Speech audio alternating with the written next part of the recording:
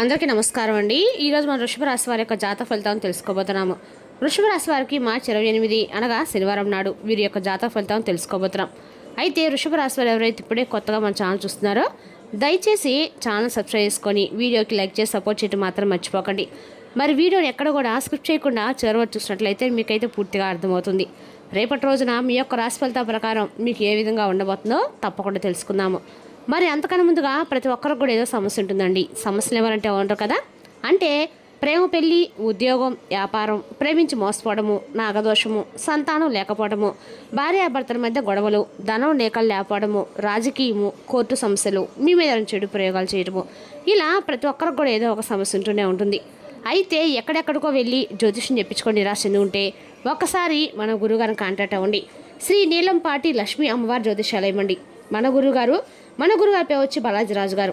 మీరు సంప్రదించిన phone number 8019354412.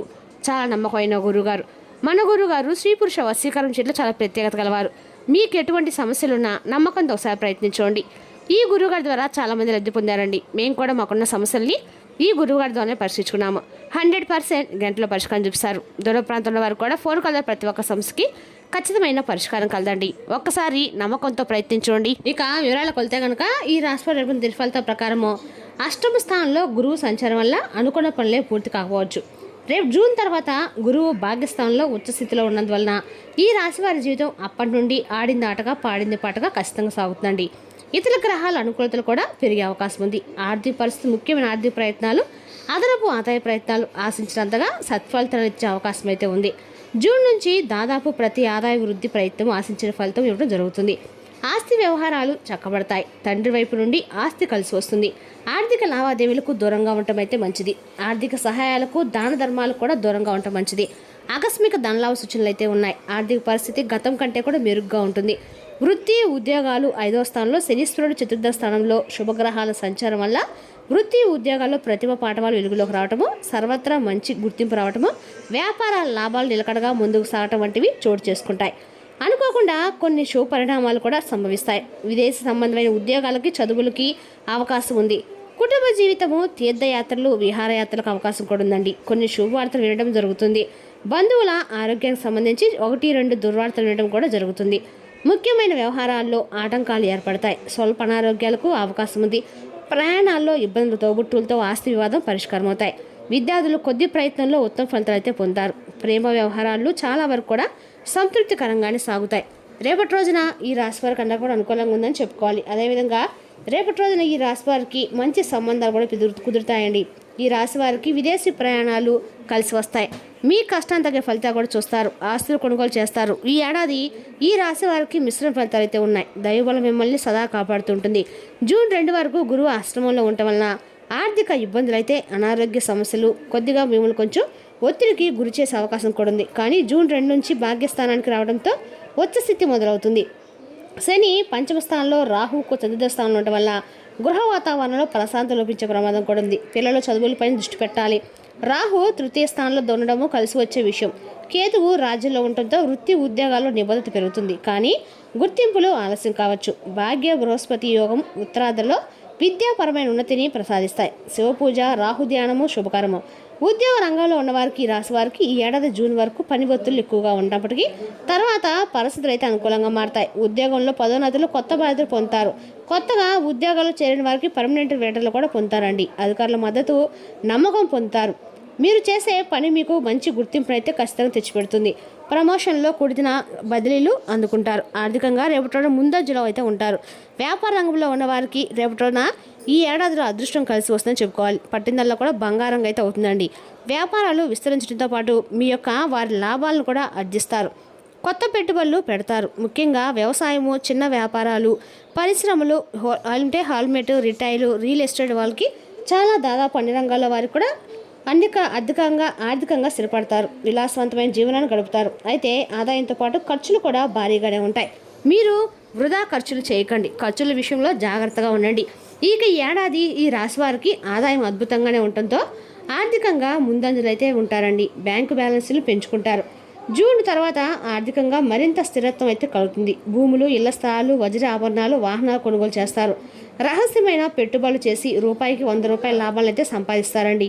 అదేవిధంగా ఈ రాశి వారికి అందరికీ అనుకూలంగా ఉన్నా కూడా శని పంచమ స్థానంలో ఉండటం వల్ల ఈ రాశి వారికి ఆర్థికంగా కూడా కసులుబడితనంగానే ఉంటుందని చెప్పుకోవాలి. రహస్యమైన పెట్టుబడులు చేసి రూపాయికి 100 రూపాయల లాభాలను సంపాదిస్తారు కూడా, సంపద కూడా పెడతారు. విద్యార్థులకు ఏడాది ప్రారంభంలో కొంత ఒత్తిడి కనిపించినప్పటికీ జూన్ తర్వాత మంచి ఫలితం కనిపించే అవకాశం కూడా ఉంది. చదువులో పురోగతి కనిపిస్తుంది. ప్రభుత్వ ఉద్యోగులకి పోటీ పరీక్షలు సిద్ధమవుతున్న వారికి ఈ ఏడాది విజయాలు సిద్ధిస్తాయి. భార్యాభర్తల మధ్య అన్యోన్యత పెరుగుతుంది. కుటుంబంలో శుభ కార్యక్రమాలు జరిగే అవకాశం కూడా ఉంది. అయితే శని ప్రభావం వల్ల సంతాన విషయంలో కొంత ఆందోళన ఉంటుంది.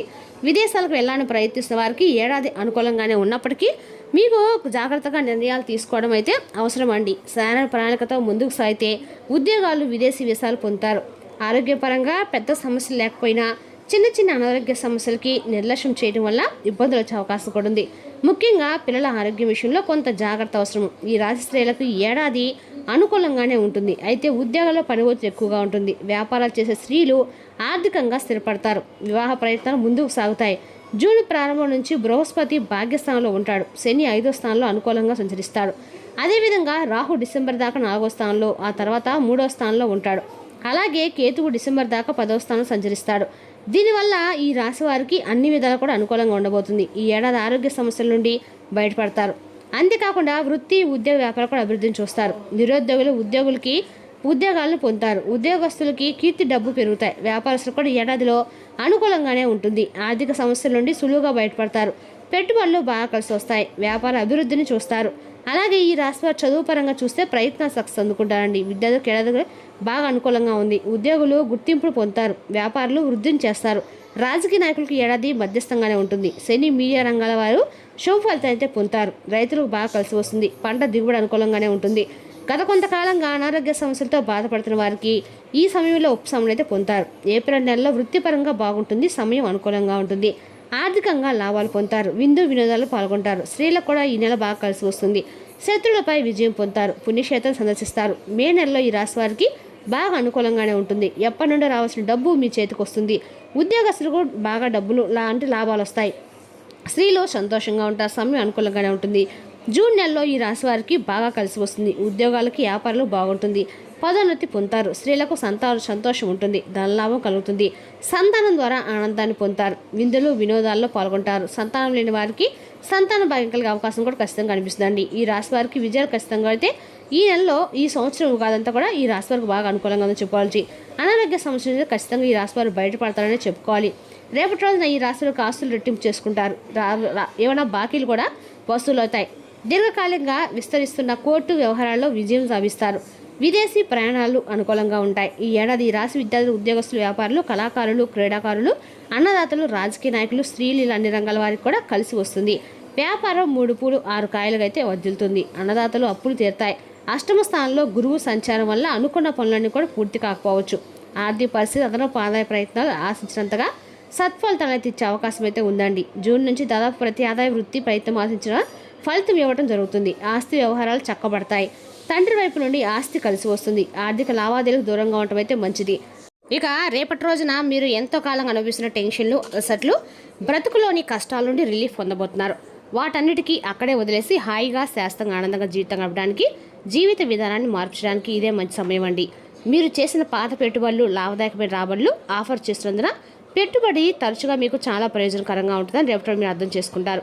పొరుగు వారితో తగాదా మీ ముందు పాడు చేస్తుంది. కానీ మీరు మీ నిగ్రహాన్ని కోల్పోకండి. ఎందుకంటే మీ కోపం అగ్నికి అజ్జం పోసినట్టు అవుతుందన్నమాట. మీరు సహకరించకపోతే ఎవరు మీతో పోట్లాడలేరు. సామరస్య బంధాన్ని కొనసాగించే ప్రయత్నం చేయండి.